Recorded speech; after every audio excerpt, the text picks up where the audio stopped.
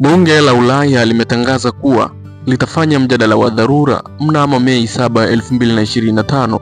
kujadili hali ya kisiasa nchini Tanzania, hususan kesi ya Tundu Lissu, mwenyekiti wa chama kikuu cha upinzani nchini Chadema. Kulingana na ratiba ya bunge hilo ya Mei 5, 2025 mpaka Mei 11, 2025, mjadala huo utafanyika kati ya saa 7 mchana hadi saa 4 usiku kwa saa za Ulaya, na utatangazia kile kinachoendelea kama ukiukwaji wa haki za binadamu, kudidimia kwa demokrasia na dhuluma dhidi ya vyama vya upinzani nchini Tanzania.